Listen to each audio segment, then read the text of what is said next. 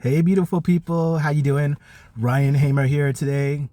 Hope you guys are doing well. Today we're going to be talking about some sneaky ninja techniques that you can utilize to increase your credit or to acquire credit or to establish credit.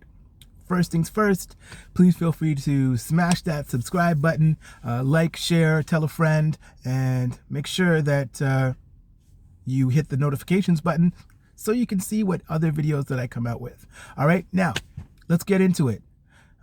When it comes to building your credit or establishing your credit, there has to be a strategy and there has to be a sequence and there has to be a plan. So for example, what some people do is they'll go and open up a bank account thinking, you know what, this is going to be it. I'll open up the bank account. They'll offer me this, they'll offer me that, they'll offer me this, they'll offer me that. No, that's not the case. It comes down to a number of factors. What's your credit profile? What's your credit score? Do you currently have any outstanding collections? Do you owe anybody any money? You know, are there any matters of public records on your credit bureau report? You can't just go and open up an account somewhere, a bank account, and do it wildly, blindly thinking that you're going to get everything that you need and want. You can't think about it like that. You have to know your status, know your credit status, know what your profile looks like, know what lenders are seeing before you approach them, right? So it's kind of like the best analogy I could think of is one like this. You know, when you were a kid and you came home from school and your parents were like, did you skip school? What are your marks like? Or what have you? They're asking you these questions and you're thinking about lying to them, but you have no idea that they already have a copy of your report card. They had already received a call from the school principal or about your attendance. So they know that you skipped class. They know that you were doing all these things to, all these messed up things. And now they're asking you just casually, watching you dig a hole deeper for yourself. And it's the same thing if you go into the bank and you tell them that you got good credit, or if you're applying for a credit somewhere and you know that you got a bad profile. It doesn't make sense. You're hurting yourself. So what you want to do is you want to put things in a certain situation. You want to put yourself in the best light possible. So as I always say, get a copy of your credit bureau report, take a look at it, see what's there in the derogatory section, see what's there in the collection section. Hopefully it says 0 and there's nothing there, right? And also make sure that if you do have a credit card or a car payment, you're making installment loan payments or revolving credit payments, make sure that you pay those things on time. Make sure that you don't miss any payments. Crucial, you can't miss credit card payments. You can't miss those due dates. Really, really, really important because they have a serious impact towards your score. All right. Now, those things notwithstanding, say you have your credit card, say you have an installment loan like a car payment and you've been making payments and stuff like that on time. That's great. But what is your score? If your score is under 700, then know that you're going to be looked at a certain way and treated a certain way. I'm telling you, I found this to be true and be the case insofar as that when your credit score is, once you reach that 700 mark, it's like nirvana. It's like you go into a different stratosphere. It's like remember that show Family Matters, where Steve Urkel had like this alter ego, Stefan, the Stefan character. Well, when you're under 700 score, the 700 credit score, you're like Urkel. But once you get past that 700 score, you're like Stefan, where the girls are looking at you and the people are looking at you, the guys are looking at you, people want to be with you, people want to hang with you. It's a different kind of vibe. And so that should be your mindset. That should be your goal, to want to get up there to that point. And my whole thing is like this: when you go apply for a job, you're not going to give references. You're not going to give they ask you for references, right? You're not going to give 3 references that would screw you or that would speak ill of you.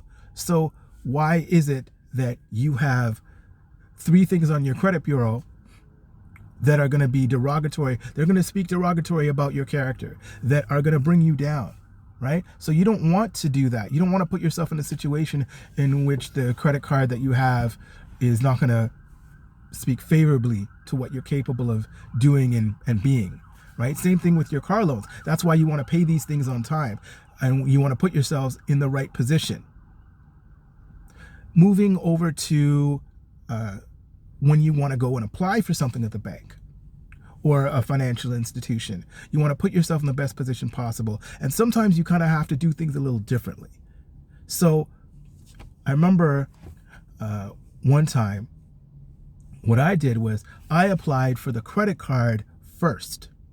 So when you apply for the credit card at a financial institution first, that kind of gets you on their radar, that gets you in their system. And especially if your credit score is good, decent, then you get qualified, you will get approved for the card, and you have that card, keep it for a couple of months, you use it, don't use it, whatever, but it's showing that you're able to maintain that card, you're not running it up, you don't need it, you're not desperate for it. And then what happens?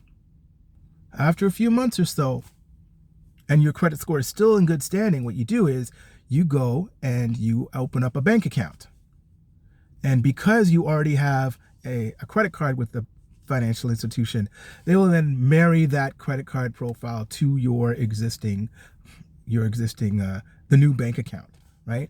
And as they're opening up the account, what they can do is some banks, what happens is you will have an existing profile with the bank. They've already hit your credit bureau for the credit card. So in sometimes what will happen is they will still have a copy of your credit bureau report in the system, which they will then look at to approve you for whatever is available. So for example, if you had I'm just throwing out a number here, say a 730 credit score, and then you got approved for a credit card, and then you went back to the bank months later to say, hey, you know what, I want to open up a bank account with you guys. And they say, sure. And then they don't pull your credit. So your credit score is not getting hit because they have a copy of your credit bureau in their system already that they can draw upon and look at, and they give you credit. So when I say give you credit, I mean they will utilize the previous credit report pull as the basis for whatever they're offering you, potentially. So then they're like, oh, you got a 730 credit score. Oh, you already have a card with us and it's at this balance. That's good. Okay. So you'll probably get some pre-approvals. So it depends on the bank. I mean, every bank is different, but I'm just showing you a strategy in which you don't have to get your credit pulled, and they can honor good credit that you previously had months later down the road. So not always the case, but I mean, it's a way to get in without you having to jump through all the hoops. You know, because I've had one or two people tell me that they've tried this technique, and, you know, one person was offered like a line of credit for tens of thousands of dollars because of the fact that, you know, they had a pre-approval. And once it's a pre-approval, it's a wrap. You're lucky. You know, sometimes they don't even ask you for documentation and stuff like that. So I hope you found some of this information useful. Hopefully you can put some of these techniques to good use and put them into practice. If you have any questions or concerns, please feel free to drop me in addition to your drop me a comment and ask whatever questions you want.